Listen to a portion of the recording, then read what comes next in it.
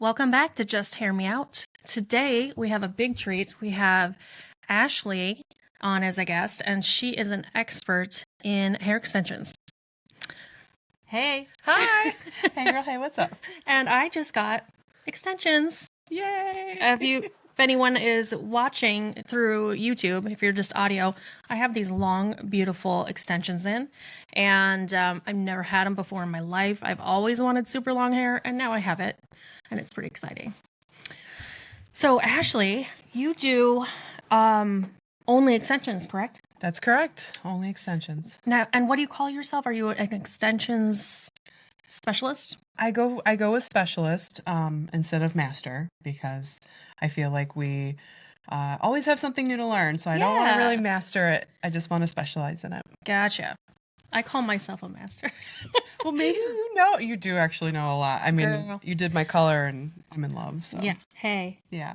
Anyway, Ashley moved in to the salon suites where I work, and so that's how I met her. And she knows so much about hair extensions, and this is like one part of hair that I really don't know that much about. So I've always watched people do them, but there's the salons I've worked in, they've usually had like one person who can do extensions, and they also are a regular stylist. But I think it's really cool, especially given how much information and different types there are, to have somebody who knows all about it, such as Ashley. So tell us, how long have you been doing hair? How long have you been doing extensions? Oh boy. Well, I started doing hair when I was 3 years old. My mother she's deceased now, so she was a hairdresser. So I grew up watching her when I was a little girl. I was 3 years old, watched my mom do French braid on someone, and I just copied what she did on my Barbie. And when I showed her, she flipped out. It was almost as if I had solved like a really tough equation at that age or something. And because of that encouragement, I kept braiding. So my love for hair started with Barbie and braiding.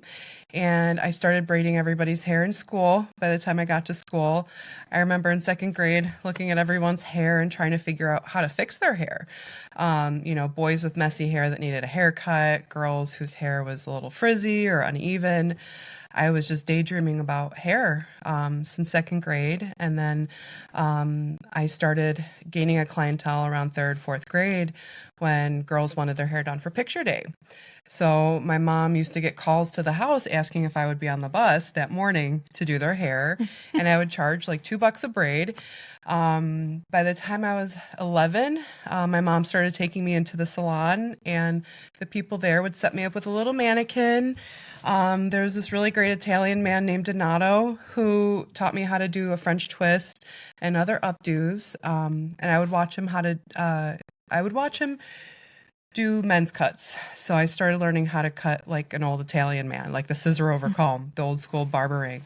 And then by the time I got to high school, at about age 14, all my guy friends trusted me to actually cut their hair. So I started cutting men's hair at 14. And my girlfriends, I started doing hair extensions on. So because of my braiding skills, I was able to do cornrows and braid weft onto their hair. I also assisted my mom with color and color correction. So she started teaching me all about color theory. And I started doing highlights and lowlights. And I did all the updos for proms. And I worked at a record store, and all the girls wanted funky colored hair. So I started doing everyone's hair pretty much. And by the time I got to my late teens, early 20s, I started working more with textured hair. I have very tight curly hair, and I just loved working with curly hair. So I started doing micro braids, more wefts, and full weaves, where you braid the whole head and you sew on a whole head of hair with the weft, with a little bit of a leave out, sometimes with no leave out. I finally went to beauty school in my early 20s, and I wound up dropping out I had to take care of my grandma when she was really sick, and went back at about 24. And hair was always my fun job, a way that I could hang out with friends, but I didn't take it seriously, like as a real full-time job. It wasn't until I was about 26 that I started doing it full time.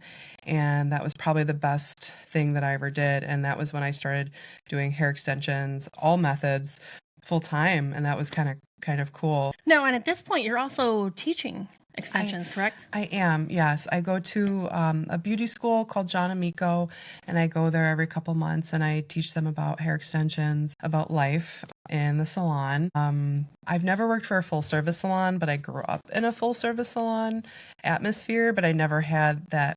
Aside from my mom, I never had that mentor for hair extensions per se, but my mom was really good to kind of fill in a lot of the gaps. So, Now, first things first. yes. Something that I wanted to know are what are the different types of hair extensions? Okay, so there are four main types of hair extensions that we use mostly here in the United States, which is the weave, right? There, which is also known as a sew-in. Back in the day, people, instead of braiding and sewing the hair on, they used to do something called a quick weave, where you'd have weave glue and you would glue tracks into the hair. You could technically braid your whole head and put on like a protective cap and glue the hair on that way, or you could glue it in between your natural hair, so your hair was either left out or not left out. It just depended on what you were going for. That can be damaging on the wrong type of hair, and if you leave it in too long. And then there's something called eye-tips, which is individual strands, but with a bead that secures the strand to your hair. And then there's something called tape-ins. Tape-ins are basically 1.25 inch size wefts that your hair is sandwiched in between it. And then there is fusion, which goes by a bunch of other terms based on the brand. But fusion is the technical term. It's also known as Keralink or K-tips. The bond is made out of keratin, which is what our hair is made up of. So it reacts like your natural hair. But there are other methods or other offshoots of each one, and they're coming up with new things all the time. But those are the four main ones. Awesome. So after talking to you before, I was kind of like writing them out and then looking at in the sense of hair color, like how do they match up as far as temporary, semi-permanent, and permanent? So temporary would definitely be anything with a weft that is should be removed and moved up about every 6 to 8 weeks, depending on the way that it has been installed. If it's braided and sewn on, I wouldn't keep it in for more than 6 weeks. If it is secured with just a bead, you can leave it in for between 6 and 8. 6 and 8 weeks. 6 and 8 weeks, yes. Yeah. But it really depends on how fast your hair grows, and hair extensions do make your hair grow faster. So people want to keep them in much longer, but that is not a good thing. So which means it could start falling out if you don't maintain it within the time that it needs to be maintained, and that the longer period of time that you wear hair extensions, like years, that time starts to dwindle. Something like tape-ins, that's also temporary, but it's a little bit more secure. But tape-ins also have to be removed and moved up every 6 to 8 weeks. I've been wearing hair extensions for well over 10 years, and I grow about 1 full inch a month, which means I have to move mine up every 4 weeks. So, but for someone who just started out wearing hair extensions, they can make it 6 to 8 weeks. But if they have very low density, very fine, thin hair, then they're about the 4 week mark. If you leave them in past the time that you should, then they'll start falling out, and they could either slip out or break off, which we don't want. So, Yeah. and then there's the eye tips, which are also very temporary. Temporary just means that they're probably going to come out on their own if you don't have them moved up. That hair is usually reusable. The hair that's more permanent than the others is definitely the fusion. Fusion can last anywhere from, I'd say, 3 to 6 months. On average, I'm a 3-monther because I have 3 inches at 3 months. Most people on average are about 4 months. That method, it's in there, like it's in your hair. If you had someone properly install the K-tips, or you can brush right over the bonds, it's not going to pull anything out. If for some reason you start losing a strand here or there, it's most likely because of the shedding time period. We shed about 100 hairs a day on average. So the longer period of time that you have them in, the extensions are going to grow with your hair. So the main thing we want to do as an extension technician is to match density to density. You don't want to have anything too heavy attached to something that can't hold it. So when the hair starts to grow, some of the hair that it's attached to will start to shed over time. And that means it's going to be attached to less hair. So towards the 3 to 4 month mark, you might have 1 or 2 strands fall out. And they are grown out, so they do need to be properly removed and then new hair put in. Fusion typically is not reusable. Gotcha. So, and just to clarify, when I say like temporary and permanent, I mean the same way as I do hair color. Like when it's permanent, it's like it's really in there and it's not going to come out till it's taken out. And, Okay. you know, I just wanted to say this for our audience. Clearly, your hair is going to grow. Yes. So I've actually, like, I want to laugh about it, but it's kind of rude. Like some people, if you don't know hair, you know, I've had people that I've colored their hair and they came back in a month and said, look, it washed off the first half inch. Well, no, it's just new hair. So it's not going to, permanent hair color doesn't change how it grows out of your head. Same thing with extensions, like, and super temporary, which we're not even bringing up really, are like clip-ins, right? Oh, yes. That people, you know, you take them off at night. Yes. So, or they're for certain occasions, what have you. So just to clarify also, the only kind of extensions that are professionally done that someone like Ashley would do are definitely human hair. 100%, yes. Only human hair. So, there are such things. If something is synthetic hair, it's what a layperson would describe as like a Halloween wig, where it's made out of plastic, meant to look like hair, but it's very obvious that it's not real. Yes. Yes, you Yeah. agree? I agree. Big time. So, and tell us about hair and where they get the hair, where it comes from, what's the best types. Sure. So when I do a consultation with a client, I look at their density and their texture. Where hair is sourced from is going to tell you what type of hair texture you're going to have. Most of the world's hair comes from India. They have pretty fine to medium strands of hair, but they have a body wave to their hair, which majority of people around the world have a body wave. But there are people who have stick straight hair as well. So if somebody has very fine to medium in density strands, if it has a little bit of a wave to it, I will use hair from India for them. For people who have very straight hair, I'll usually source hair from companies that get their hair from Vietnam or from Indonesia. There are also some very tight, curly textures out there. Those are a little bit harder to find. We can perm hair to have hair that curly, but most of the world's hair comes from Asia. And what is, I kept reading when I was trying to do some recon research, so I wouldn't sound too silly talking to the master, I mean specialist. Specialist. Thank you. Thank you. Remy hair, Remy. I thought that was a Yes. brand at first, but tell me Remy hair. Yeah, Remy's a term that's been around for so long, and honestly, a lot of people I don't think even really understands what that means, other than the fact that the cuticles are 100% intact. But what does that really actually mean? Our strands have a cuticle. The cuticle is something inside the individual strand that keeps our hair from turning into a rat's nest. And from a color standpoint, that's usually where the color gets inserted into.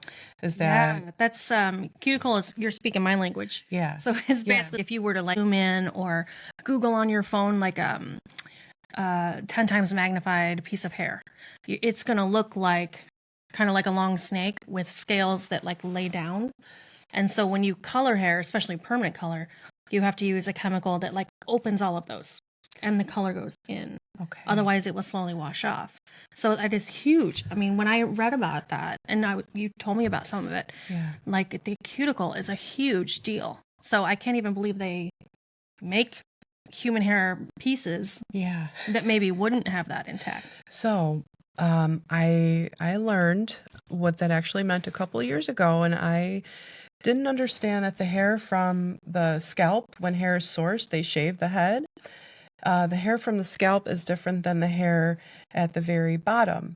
The hair at the bottom is usually, I call this North Pole and this is South Pole. So usually when hair is sourced, you want to make sure you know where the top and the bottom are, because if you cross the streams, the North Pole and South Pole, it basically all needs to be going in the same direction, or else it will be a rat's nest. Because if you take the hair, the really old hair that has like split ends, and you put that up at the top, you know, when you're when they're making it in the factory, that hair will be a rat's nest. And usually companies, manufacturers like in China, it might say 100% human hair, which all hair is human, right, that they're sourcing. But if it's not facing in the same direction, it will be a rat's nest. But what they do in the manufacturers in China is they will coat it in silicone. That way they can just put all the hair in a big vat, clean it with the chemicals, strip it of color, and then put their dyes into it. And then they just, once it's dry and they're actually creating the fusion or the weft or the eye-tips or the tapes, they don't know what's the top and the bottom, what was North Pole or what was South Pole. But because they coat it in silicone, you can't tell. It feels really nice and silky. But then after you wash it a couple times, that wears off and then your hair turns into a rat's nest. So it's important for your package, if you purchase it at a store, for it to say 100% human hair and Remy. If it just says human hair, that means it's mixed in with something. And usually that's from an animal called the yak up in the mountains of China, which the hair looks, their fur looks like hair. So a lot of these cheaper companies can get away with things. If your hair is cheap, it's usually not safe to wear semi-permanently. Maybe for clip-ins, but not something that's been actually attached to your hair, because it will turn into a rat's nest. Also, just something that came to mind, I was thinking about keratin treatments because that's something I do a lot. Yes. And I was really interested to know, like, how do they make like liquid keratin? Because that's what you're putting in your hair. Yeah. And so the company I use, I like that they use, like it's very humane.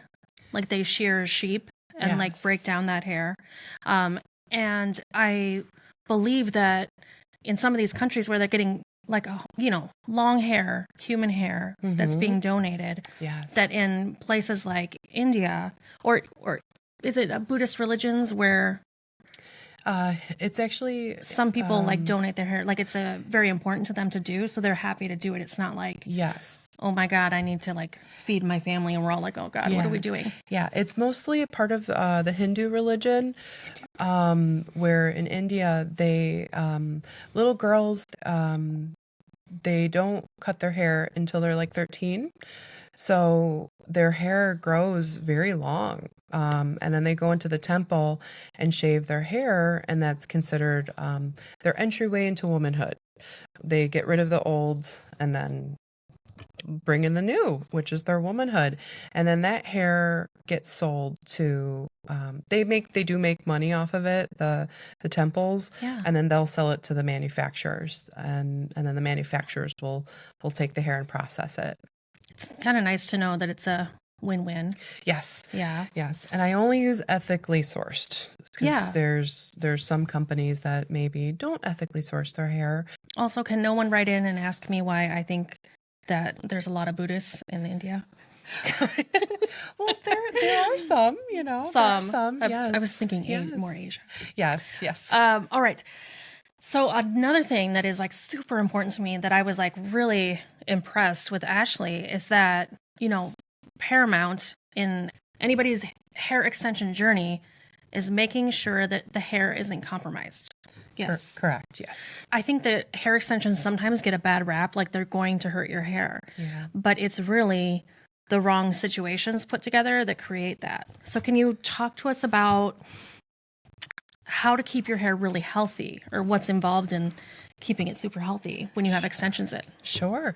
Well, number one, we want to know what the correct method is for our hair, and there's usually a need client or a want client. So I kind of look at those things, but the number one thing is the method. There's tons of methods that are out there. The wrong method can damage your hair. If somebody has very fine, thin hair, putting something like a weft that's a little too heavy could cause something called tension alopecia, which basically means the hair is too heavy and it could cause bald spots. Which the other thing that I look at is their texture. I have very curly hair, and trying to find curly haired extensions that match my texture that aren't permed is a little difficult. So I've started wearing just regular straight or wavy hair, which means I have to put a lot of heat on my natural hair. I recently had a keratin treatment with Barbara, and it's made my life so much easier with smoothing out my hair. It's less heat that I have to use on my hair, to be quite honest. But haircuts are paramount for hair extensions. You should have a haircut by your hair extension specialist before you put the extensions in, and you should also have a haircut after you have them taken out. Our hair really, where the extension attachment is, will not do any damage unless the person installing them hasn't been properly trained or hasn't spent enough time working on models getting their install perfected. That can cause damage. A lot of people, I find, use too much keratin with their fusion installs, which can be a little bit big and bulky, or they're not attaching the right ratio of natural hair and extension. So you really need somebody who knows the whole range of possibilities and how to customize it to one person. Yes. And I'm somebody who, I was saying, I want to be able to put my hair in a ponytail. It doesn't have to be like totally sleek back, but I want to be able to wear it up. And she was Yes. saying the only thing that will do that well for me are the K-tips. And so that's what I have.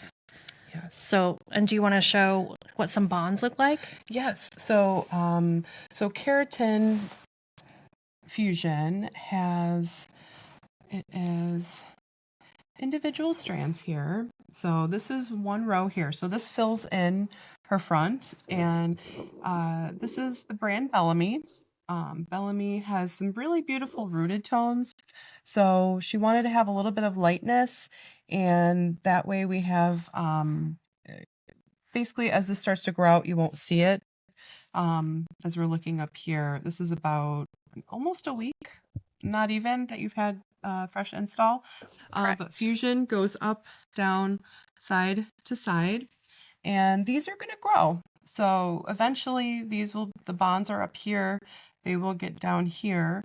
But when she goes to put her hair up into a ponytail, you don't see anything. So it's key to, when you're doing an install, to make sure that there's enough hair to cover everything. Yeah. So when I do an install, I do a series of ponytail checks so that there is enough hair to cover it. But yeah, I love fusion. You know what I didn't tell you? Yeah. One funny situation, okay, again, not so funny, is when I worked at a salon in the city, there was a family that lived in the building, and they had a daughter in she was in her 20s, and she was somebody who had trichotillomania. So, which, if you don't know, is constantly kind of pulling on, tugging, pulling out your hair, technically. Yes. And it's like an anxiety thing that's compulsive, and, it can be tricky because it's like Yes. an anxiety disorder type thing. But it's, I think, a lot more common than people think. I mean, Very. some people pull on their eyebrows or eyelashes. Yes. Anyway, this girl would really pull out a lot of her own hair. Yeah. And then, so it got to the point where she would come in and get extensions put in just so she could pull them out. Oh, just so she could pull them out. Yeah. Oh, But it worked for her. wow. Really? Yeah, because, well, she would Okay. come in frequently to have things filled in. Fortunately, money was not an object. Okay. But I just thought that Okay. was kind of genius. Well, my clients come in who have that. They put them in so they stop. It helps them stop pulling. Oh, And I have some clients where they're like, they stop doing hair extensions, but doing the hair extensions for about a year around, usually people have a sweet spot where they like to pull from a certain area. They oh, don't always pull from different areas. It's always one spot. So what we'll do is we'll put extensions around that spot and it helps them stop pulling. And then usually after about a year of doing that, they stop pulling altogether. oh, that's awesome. Yeah, which is really cool. So Yeah. So, and another thing, when I went to Ashley and said, I want extensions, do it right now. And I was thinking, like, I want my Rapunzel hair. My yes. hair just naturally will not be thick and long. It'll be like stringy and long because Yeah. it is just so fine and straight, and it doesn't even like hardly hold curl. Long story short, I didn't even realize it was an option to, I mean, it's silly not to think it's an option, to get extensions just for fullness, not for length. Yes. I have a lot of clients who do that. Yeah. A little goes a long way. That's my motto. You don't Mhm. need to do length if you don't want to. You can add just a little bit of fullness. So, as far as a lot of people are experiencing issues with hair thinning Yes. or hair loss, and of course, you have to have some hair to Yeah. attach extensions to. Yes. At what point would you say someone needs like a wig or a hairpiece or a topper? And do you also do those? I don't do toppers, but I help direct people where to purchase them. Okay. And then I offer the service where they can bring them in and I will shape them to their natural hair. A lot of wigs too also need to be shaped. It's kind of like a garment that needs to be tailored to your body. Wigs, toppers usually have more than enough hair and it doesn't look very natural because it's like so much hair. So if a woman is having like some baldness on top, Yes. or just going in like extremely fine, where you can't fake Yeah. it with extensions, Yeah. can you explain what a topper is? So a topper is basically like a clip-in, but for the top, clip-ins under. So usually with hair extensions, everything is installed underneath what we would call the hood, right? So there needs to be hair to cover the extensions. But a topper is basically like a round piece, and there's some all different shapes, and they are totally customizable as well, depending on the company that you work with. Um, for all different lengths, or I don't know what you'd call Like that. a shape of where the hair's coming out. Yes, exactly. So basically, there would be a couple clips to make things look more natural. You do want to leave some hair out. So there's usually a clip here and then on the side, and then maybe about 5 clips in total. Yeah. And that's clipped on. But you'd love it if you have enough hair to have some hairline that's your natural. Yes. Yeah. If you do. If you don't, that's okay. What makes things look very natural is if you have bangs cut into them, or if you always had bangs, then it just kind of, Yeah. will look natural. There's also something from a company called Hair Dreams called Volume Plus. I used to do them where I used to work. I don't anymore, but it's like a topper, but instead of using clips, there's like um like a round adhesive thing connected to it, and your natural hair gets fused onto it. And then your whatever hair on the top that you have actually gets crocheted through these little holes. Oh, wow. Yeah, so it's called the Microline Volume Plus. I think my friend Marlene in Chicago still does them, Emanir hair extensions.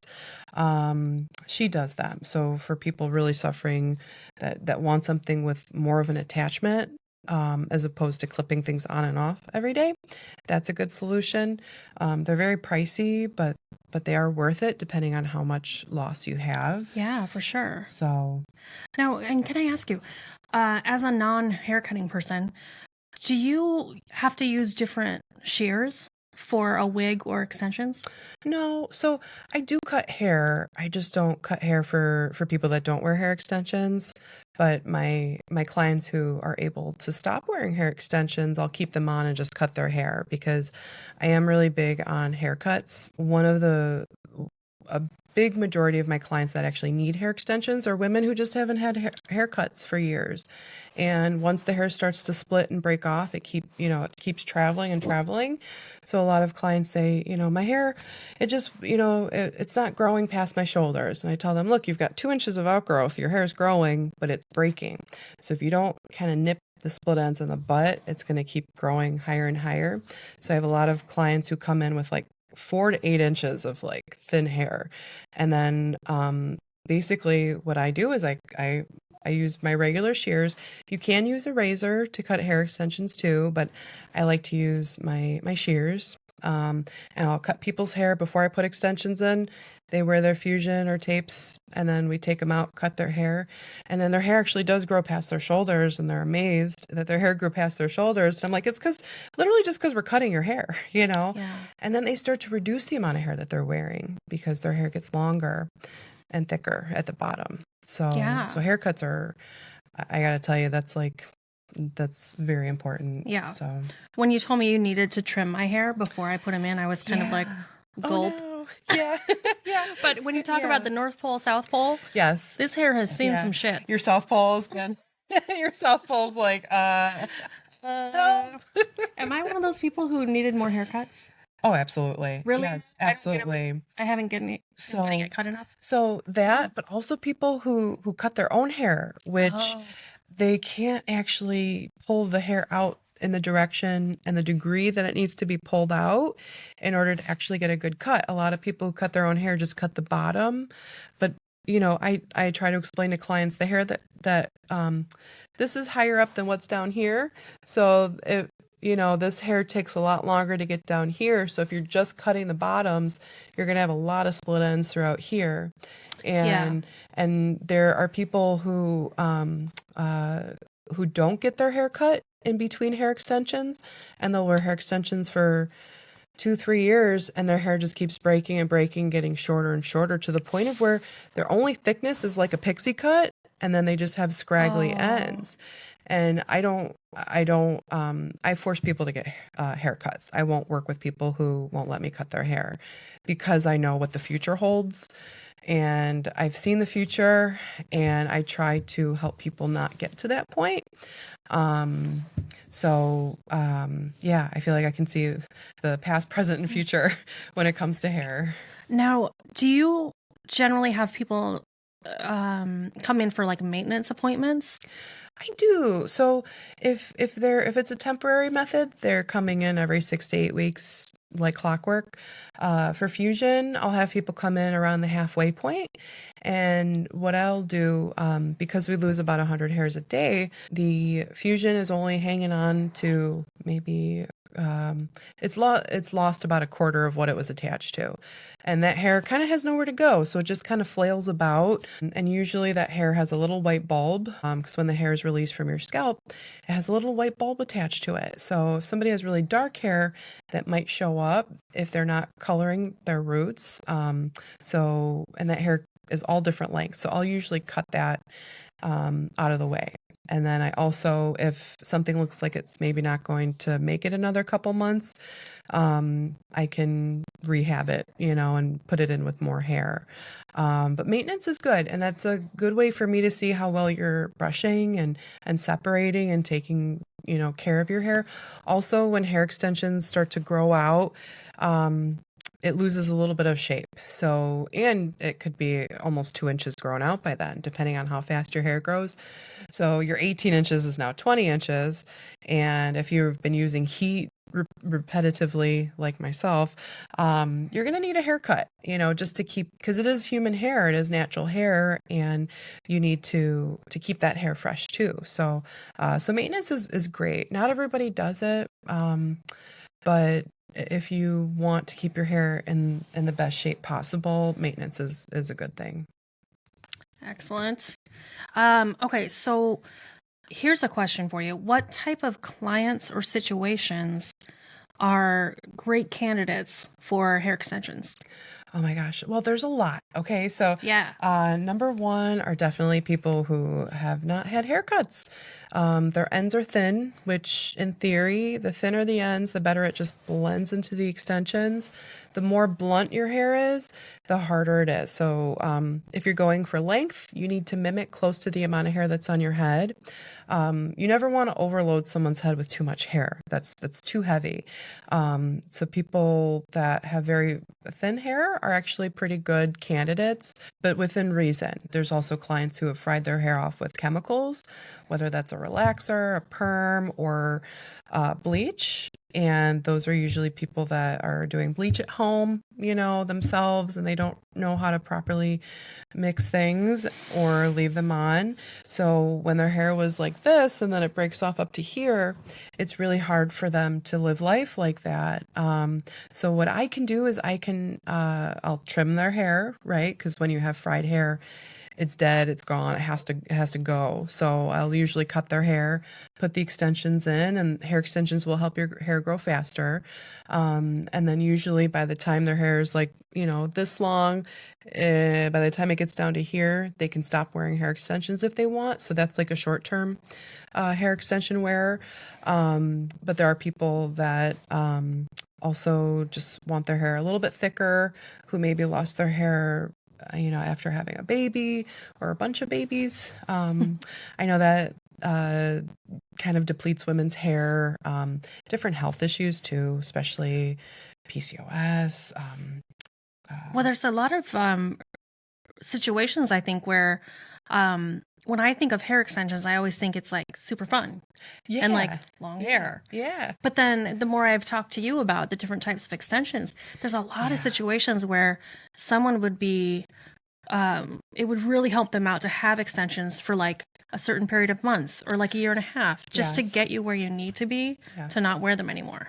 That's true. I've always, since I was in second grade, liked to fix people's hair.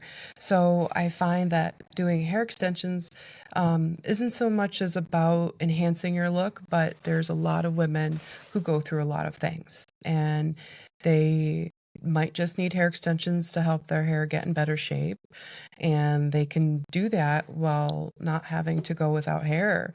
And then there's people who do wear them full time for the rest of their lives just because they love them. I'm one of those people that just loves hair extensions, and it is addicting, not gonna lie. All right. I believe you told me that the temporary ones are gateway. Yeah, so clip-ins and wefts are the gateway drug to hair extensions. And then you start to graduate. You kind of graduate to something like tape-ins, and then you get tired of tape-ins, and then you want something a little more flexible, and then you go to eye-tips, and then eye-tips are also very temporary, and then you graduate to fusion. And fusion is that one method that it's the more advanced method. And most people who go to fusion never stop wearing fusion. So it turns out I'm hardcore. I love it. Yeah. You're hardcore. You went straight to the hard stuff. I did. Yeah. Don't mean to brag. Yeah. One thing that's like kind of confusing to me in thinking of like how a person is an extension specialist, like your consultations must be like really thorough and not very short. No. No. So I just wanted to No. point out to people that, um, because I was also trying to get Ashley to like commit to price ranges. Yeah. But as I Yeah. understand this now. But I mean, there's just so many different types, and Yes. it depends on your hair. You really need someone who knows what they're talking about to tell you what you need, rather than you researching it and trying to tell them what you think. So and with that is also the cost. Like, it's very hard to even create a range for Yeah. the price, right? Yeah. I usually tell people when they call, how much is it? I say anywhere from 300 to 3,000, but it's a totally customized service. Yeah. So, Well, and also the hair itself is quite expensive. yes. And the longer it takes for you to put them in, it's like, I mean, you do like 1 or 2 clients per day? It depends on how much hair. If I have to do a removal, that could take an hour or two, depending on how long they kept the extensions in for and how well they took care of them. So I have done 3 people in one day. And that's a good 12-hour day of constant standing and working. But there are some like Tuesday, I have a client. I'm doing a removal, which will take me about 2 hours. She keeps her fusion in for about 6 months. And then I do a bleach root touch up on her and a toner. That takes me about another 2 hours. And then I have to do an install where we're adding tinsel to the fusion. So, which is really cool. She's doing 24-inch blonde fusion. And with the tinsel, it just looks like her hair is like shiny. Yeah, it looks really Yeah. cool. So I'll be working on her for a solid 8 hours. Yeah. Nonstop. Yeah. Just maybe a bathroom break. Yeah. Well, let's talk real quick, just as our audience is maybe people who are interested in hair and not professionals at it. What makes you want to not do someone's hair Good for question. extensions? Good question. So if someone has very low density, meaning very thin hair, and coupled with the fact that their hair might be a little malnourished, because what you put into your body comes out through your hair. Your hair is made up of dead cells. So if somebody has a diet that's very poor, or is taking certain medication that changes the texture of their hair, I've seen some people where their hair feels like cotton. If you put any kind of weight on it, it's going to break off. So those are the clients I usually have to not work with. I'll recommend them to somebody who can help them either with like a topper. Even then it might be too much, but they should wear a wig. But also the clients who want me to put a method on their hair that they have no business wearing. Because you see the future of those extensions, and they don't want to trust you. Yes.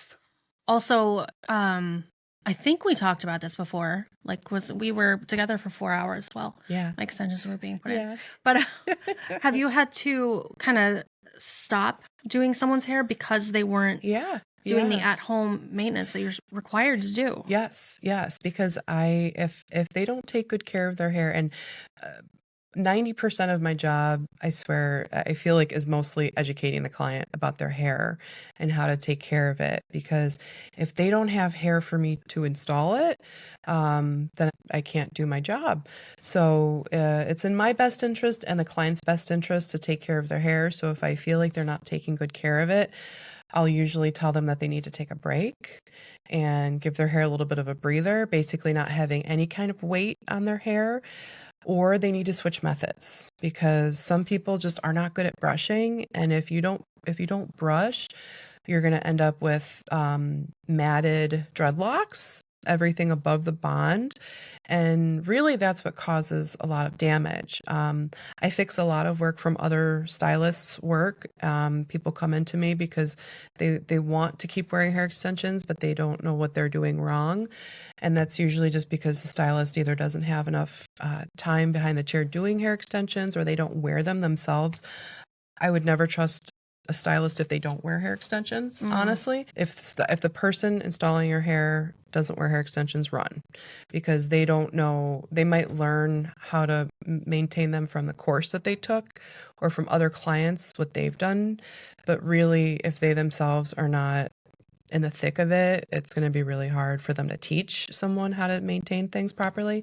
That was a good pun. So In the yeah, thick of it. in the thick of it. Yes. Hey, that was Hey, girl. no pun intended, literally. So thank you. So Ashley was telling me, explaining to me, because Yeah. I need education on how to take care of these bad girls, I call them bad boys. that it's like really important to brush through the bonds, Right over the bonds. which Yes. sounds really weird to me. I'm like, Yes. what am I supposed Yeah. to do? Anyway, so I'm learning, but that is like huge that you Yeah. have to do that. Yes. Otherwise your own hair is going to get damaged. Oh, also in the same vein of like firing clients, Oh yeah, and which I've done more Yes. times than I can count, honestly. we want to talk about real quick. I Yeah. just want to bring this up because Demetra and I have talked about how and why people get really upset about their own cancellation policies, Yeah. and clients maybe sometimes don't understand. So Demetra and I have gone like down the rabbit hole and try to explain exactly why we have these 24-hour cancellation policies. But I just wanted to point out, for somebody who has appointment times where they Mhm. do 1 to 2 people a day, Yeah. if those people cancel, Yeah. that day is like done. Yep. Gone. Yep. Yes. Yeah. So I just wanted to say, if you are getting extensions, if you see a lot of information about a lot of commitment and a lot of money going Mhm. into if you cancel, Yeah. it really is just the reason why like people have to protect themselves and their business. Yes. If we don't work, we don't eat. We can't pay our bills. So Yeah. So it really does affect us. Yeah. I know that stuff comes up in life, but if Yes. something comes up in your life and you end up losing a few $100s or more, Yeah. it is just life. It's true. Yeah. So that is very normal. I would say Yes. it's a little shocking if someone doesn't have a cancellation policy. Yeah. And then going back to, because if you live anywhere near Highland Park, Illinois, you really want to go see Ashley. But if you are anywhere in the United States or the world, Yeah. when you go talk to a hair extension specialist, and you're kind of choosing, because a consultation to me is kind of a job interview on both sides. Yes. You know, Yes. it's like, as a client, you want to be sure that you feel comfortable and trust that person, and also that the person doing the service feels like you're going to listen to them, that you will comply with what you need to do. Yes. So I was going to ask you, Ashley, how do you know if a stylist is trained properly to hire Yeah. them to do your extensions? That's such a great question. And first of all, Yeah. they're going to tell you they have to cut your hair, right? Yes, they should. They should, because if they don't, they're most likely just want to keep you stuck wearing hair extensions for the rest of your life, and then you become a need client, not a want client. So because of the hair that breaks, but a lot of clients don't understand how hair splits and breaks off and gets thinner. But I've always said that in order to do hair extensions, and especially to specialize in them, you have to be compassionate. Women, especially women, because there are men. I do have a few male clients here and there, but mostly women dealing with hair loss, whether that's from chemical damage or from not getting haircuts and they just don't know it's from that, or just genetically hair thinning. There's literally thousands of reasons for hair loss that are out there, but you want to go to somebody who's compassionate, and that you're going to kind of see with how well they listen to you. So Ashley, what do you charge for a consultation? So I charge $50 for a consultation. It typically takes about 30 minutes. But if it's a client that needs a little more time, I'll give them about an hour to kind of go over the different methods and explain to them, especially if they have more than one option. Some people can wear more than one method. So we then start to talk about lifestyle, because your lifestyle means you might not be able to come in every 6 to 8 weeks to have things moved up, or if you like to work out a lot, one method might be better than the other. Are there sometimes people where you would use one method over another because it might be more cost effective? Yeah, Or are they all yes. a little bit comparable given a certain situation? Yeah, so I like to tell people that the reusable methods, you actually spend more in a year reusing hair than if you were to just do fusion maybe 2 or 3 times a year, because you're still going to need new hair probably every 6 months. There are people who try to reuse the hair that they have for longer than 6 months, but honestly, if you are using so much heat on your head or on your hair, that is going to fry the hair, and it's going to need to be cut, and the hair does start to thin out. So after 6 months, the hair doesn't feel good or look good, which means you then have to use more heat on your natural hair to make it look good as well.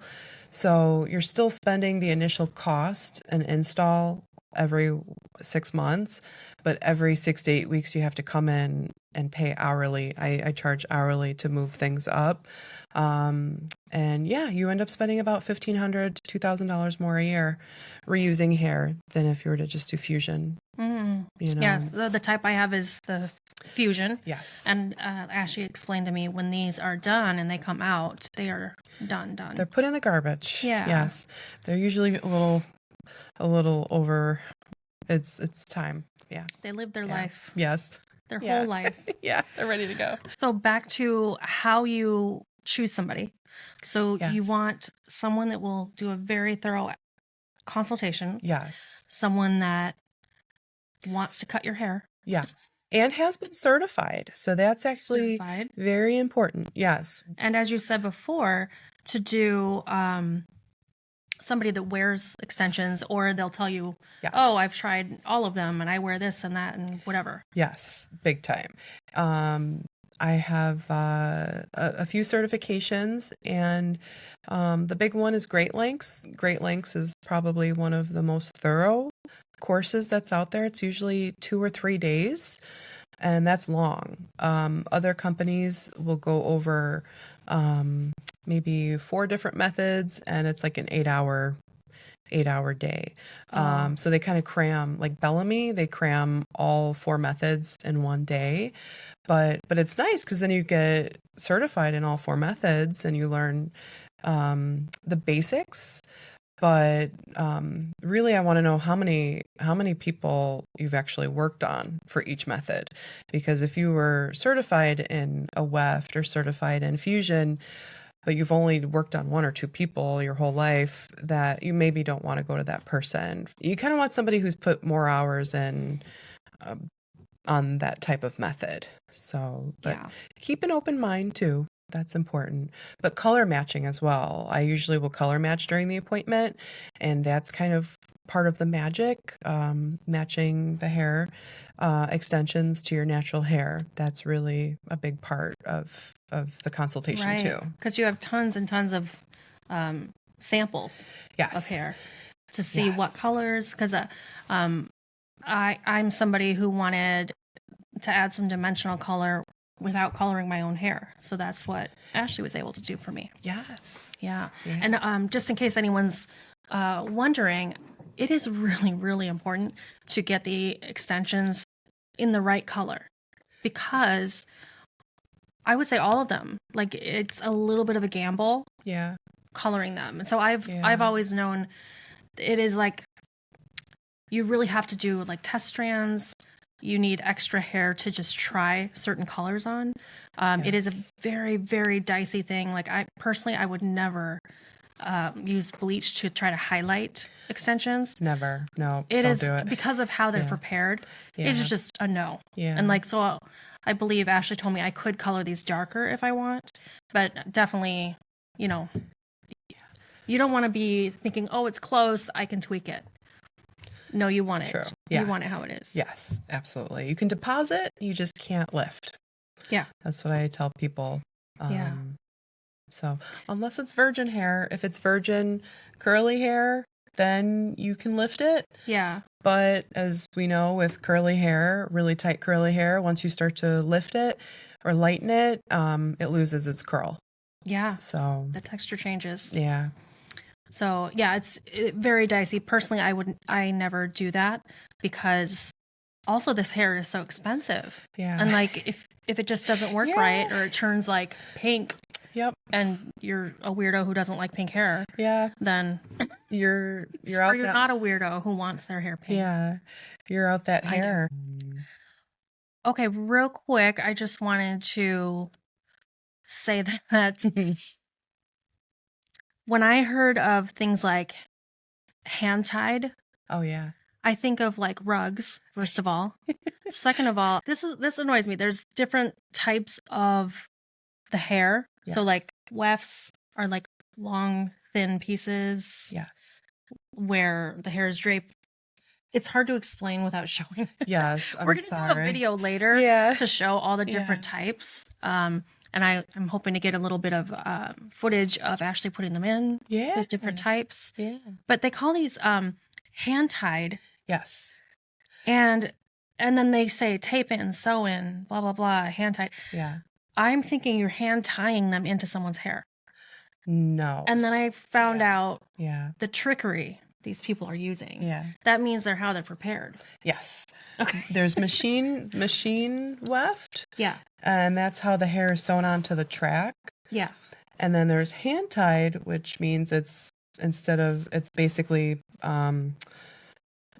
like handmade. So hair extensions, wigs, all of those things to me are like a garment. So a weft is you're either going to use a sewing machine to make the weft, or you're going to actually sew it on the track by hand, which means it's much lighter and more delicate. And depending on the brand, can shed a little bit more than something that's machine tied. Most people who wear wefts like to double up, triple up, sometimes even quadruple up. And that's heavy. That's not good, right? So for people who have very, very fine hair, but just want to wear like one little weft, a hand-tied weft is actually a really good thing because it's very dainty. And I like those. It really depends on the person. So that's what people mean when they're like, your tracks are showing? Your tracks are showing, yep. Yeah, yep. Because you don't want to be able to see where things are attached, right? Yes. And that's why the Fusion, it's so discreet. It's very small, and you can do French pigtail braids with it. You can pull your hair back. I use those 1980s like clip comb things. Oh yeah. Where I will literally, so like when when my Fusion is grown out about an inch, I literally will take my hair and go like this, and no one knows I'm wearing hair extension. I have some hair extensions, and now I'm actually wearing tape-ins, and I can't style my hair the same way that barber can because of them, because they can only go up and down. Oh, right. So if you want to check it out. Oh, yeah. So let's see here. Got one here. This is one sandwich. So, and we call it a sandwich because there's a top piece and a bottom piece. And my hair is literally sandwiched in between. So you have just a real thin section in between the two pieces. Yep. And you don't want to put too much hair in there, and you don't want to put too little. So that's where the balance comes in, because if it's too little, this might be too heavy for some densities. So now also, like, I didn't know that you call this the hood. The hood, yes. Yeah. Now, is that like a term that comes from like, let's pop the hood and see what's under? Let's see what's under the hood. Yep. Oh, okay. Yeah, let's see what's under the hood. So yeah. Means different things in different circles. Yes, it does. Okay. So can you explain to us, and I'm going to listen carefully again to care for my own hair. Okay. Shampooing, sleeping. Oh, yeah. How do I take care of my hair? Yes. Okay. So anything with a keratin bond, you really want to use sulfate-free shampoo, because the keratin, when our hair gets wet, it opens up a little bit, it swells. So if you have a bead crushing your hair, the way I explain it is, when your hair gets wet, the bead is still crushing your hair, even if it's lined with silicone. In fact, that probably is squeezing it even tighter. It can snap and break under that pressure of the bead. So you have to have really big strands to, withstand a bead. Beads, you can use any type of shampoo as long as it's professional. But with keratin, because that's what your hair is made up of, the bond will also open up. So if you get something in there that has too much sulfates, and there's many different types of sulfates. So I always tell clients, make sure it actually states sulfate free on the packaging, because what gets in there could cause it to slip out.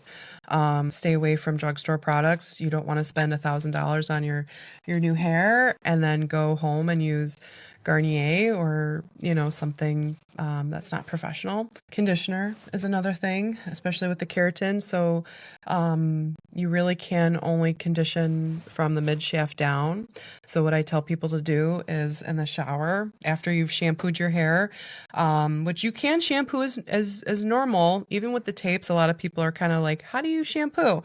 And I actually started going section by section. So like I can actually get in there and I'll actually scrub, because you really want to get in there. You actually need your scalp to get clean. If you don't, the oil and skin will start to build up, and that's not good for your scalp. I wash my hair maybe once or twice a week.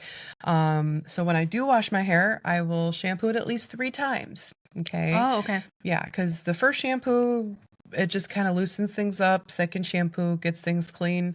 Third shampoo is what actually gets it all out, especially if you've been using a lot of dry shampoo and oils on your ends or some type of anti-frizz cream.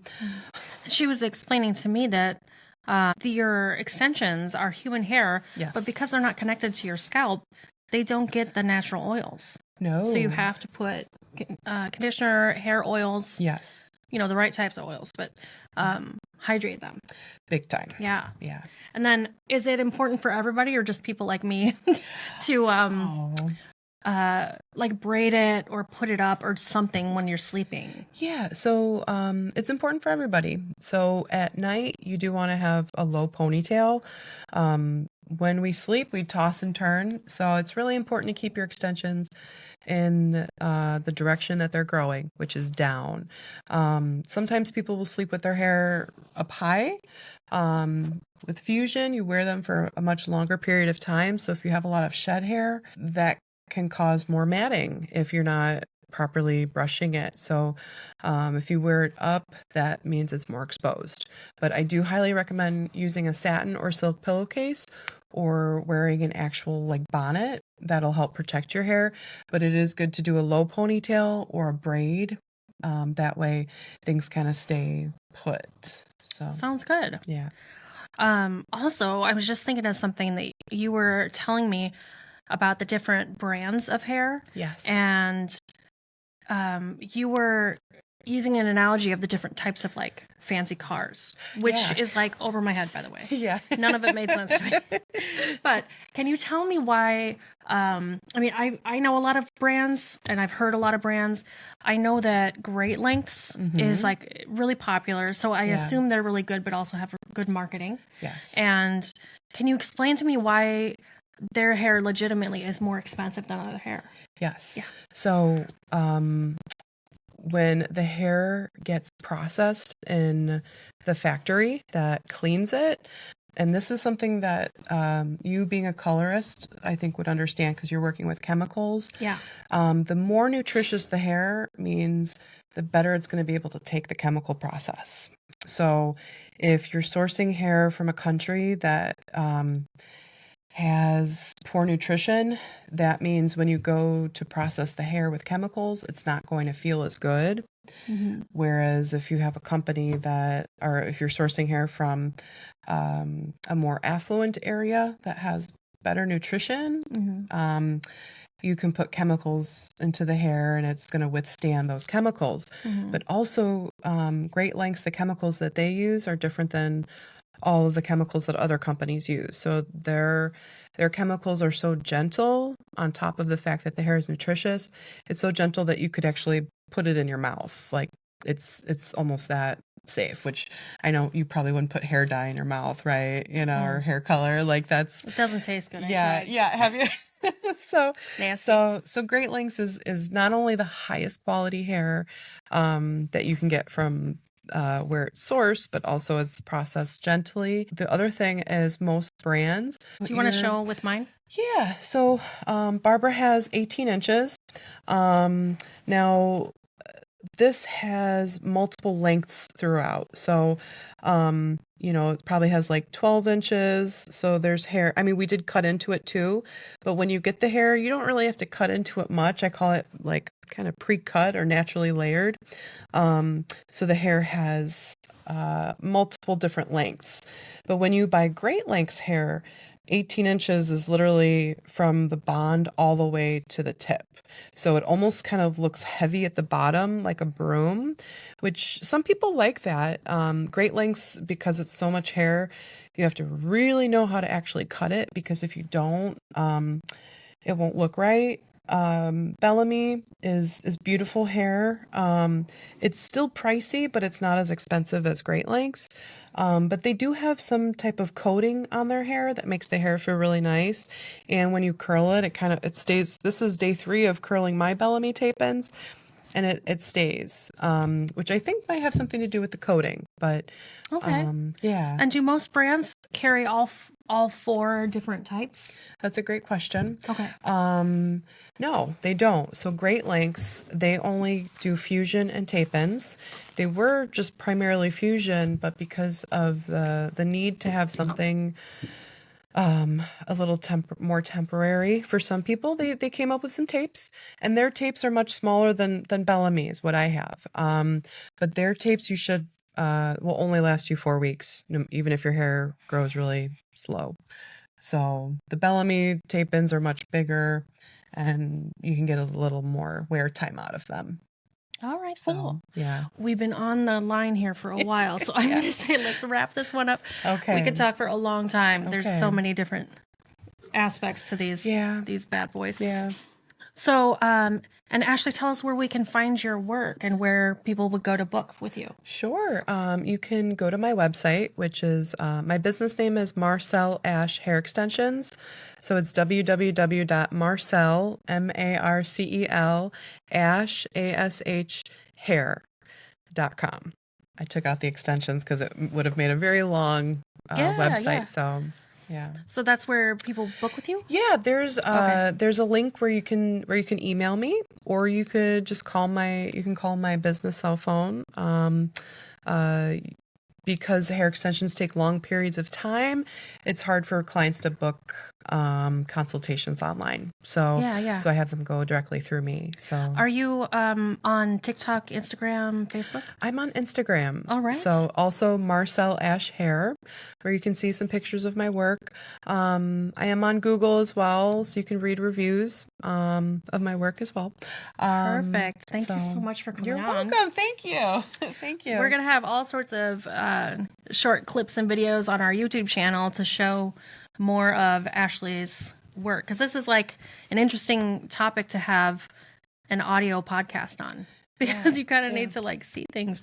Anyway, we're going to have some fun little short videos on Ashley in her salon space. Woohoo. So Thank you. stay tuned for that. Thanks so much for joining us. Bye. Bye.